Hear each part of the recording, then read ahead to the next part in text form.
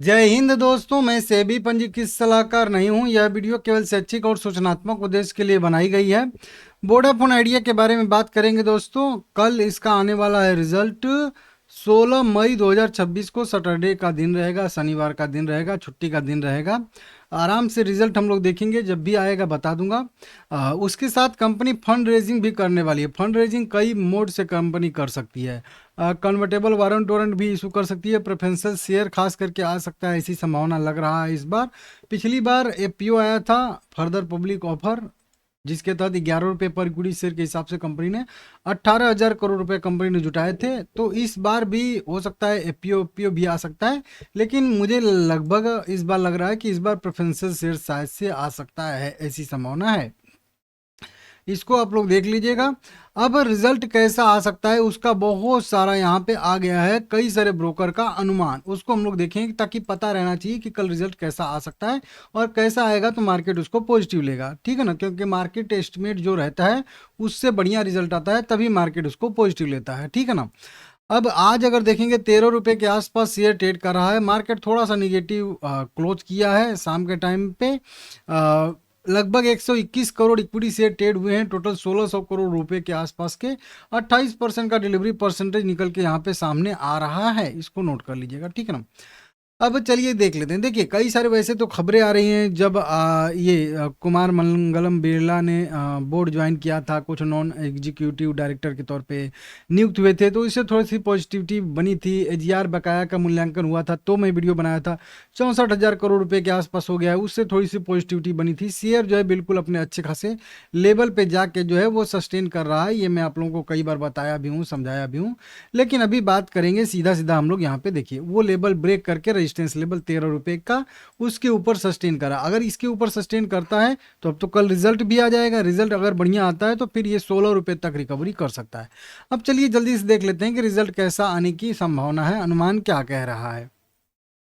ICIC security की भी एक रिपोर्ट निकल के सामने आई है। इसमें बताया जा रहा है आईसीआईसी सिक्योरिटी की तरफ से कि तिमाही आधार पर 0.3% और वार्षिक आधार पर लगभग 2.5% की गिरावट के साथ राजस्व लगभग 11,300 करोड़ रुपए के आसपास का रह सकता है, ऐसी उम्मीद जताई जा रही। जबकि मिंट के अन्य विश्लेषकों द्वारा 11,200 करोड़ रुपए का यहाँ पे अनुमान लगाया जा रहा है, जो कि तिमाही दर तिमाही आधार पर 1% की गिरावट का अनुमान लगाया जा रहा है। वहीं पे आरपू की बात करेंगे तो आरपू 171 रुपये से लेके 175 रुपये रह सकता है, ऐसी संभावना सभी लोग यहाँ पे जता रहे हैं।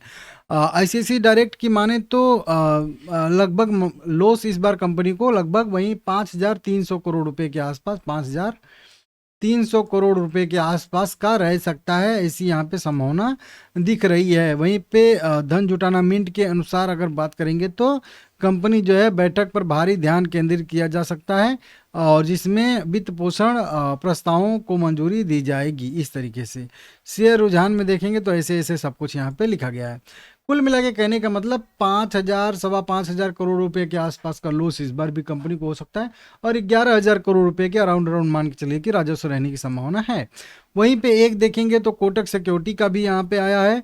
कोटक का भी वही मानना है कि लॉस जो है वो घट के 5,100 करोड़ रुपए के आसपास रह सकता है, जो पिछले साल जो है लगभग 7100 करोड़ रुपए के आसपास का लॉस था। तो वहां से घट के अच्छा खासा वहीं इनका भी मानना है 5,100 करोड़ रुपए के आसपास रह सकता है।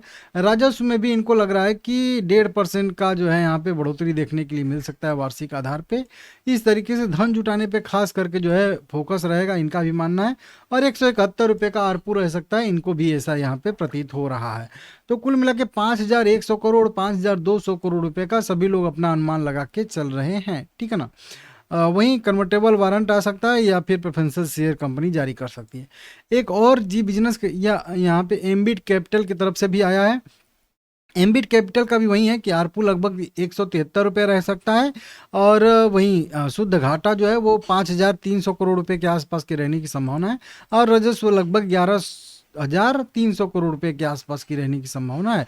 तो इनका भी लगभग लगभग वहीं आ रहा है। पिछली बार एफपीओ के जरिए कंपनी 18,000 करोड़ रुपए जुटाया था, इस बार भी कुछ न कुछ आएगा ही, ऐसी संभावना है। जी बिजनेस का भी आ रहा है। जी बिजनेस की बात करेंगे तो इनको भी लगभग देखिए सबका सेम ही है, बहुत सारा डिफरेंस नहीं है। सबका 11,000 करोड़ रुपए के आसपास का राजस्व का व्यू है और 5,000 करोड़ रुपए, 5,200 करोड़ रुपए, 5,300 करोड़ रुपए, 5,100 करोड़ रुपए के आसपास, मतलब 5,000 करोड़ रुपए से लेके 5,500 करोड़ रुपए के आसपास के लॉस रहने की संभावना है। और आरपू की बात करेंगे तो आरपू का भी एकदम, वो भी एकदम रेंज छोटा ही है, 171 रुपये से लेके 175 रुपये के आसपास का रेंज है, जो पिछली बार लगभग 175 रुपये के आसपास आरपू इसका था। तो इस तरीके से कंपनी का रिजल्ट आ रहा है, ऐसी संभावना है, इसको आप लोग देख लीजिएगा। यहाँ पे पिछले क्वार्टर में कंपनी को 5,280 करोड़ रुपए के आसपास का लॉस हुआ था, और साल दर साल बेसिस पे देखेंगे तो यही नंबर हम लोगों को थोड़ा सा ज़्यादा 7,166 करोड़ देखने के लिए मिल रहा था।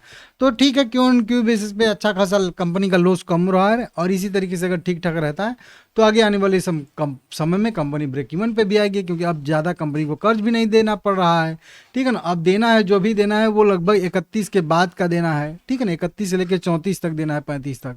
तो उस समय देखेंगे। फिलहाल में कंपनी फ्री हैंड है, पैसा जुटाए, अच्छा सा कार्य करे, अपना बिजनेस बढ़ाए, ये सबसे इंपॉर्टेंट यहाँ पे रहने वाला है। देख लीजिएगा, जब तक यह शेयर 12 रुपये के ऊपर ऊपर रहेगा, फुल कॉन्फिडेंस है इसमें तेजी का। ठीक है ना, व्यू एकदम एकदम पॉजिटिव इसमें रहेगा, जब तक कि 12 का लेवल फिर से नीचे की साइड में ब्रेक ना हो जाए, क्योंकि हमारे रेंज के ऊपर ब्रेक करके सस्टेन कर रहा है, तो इसमें व्यू जो है एकदम बढ़िया रहेगा।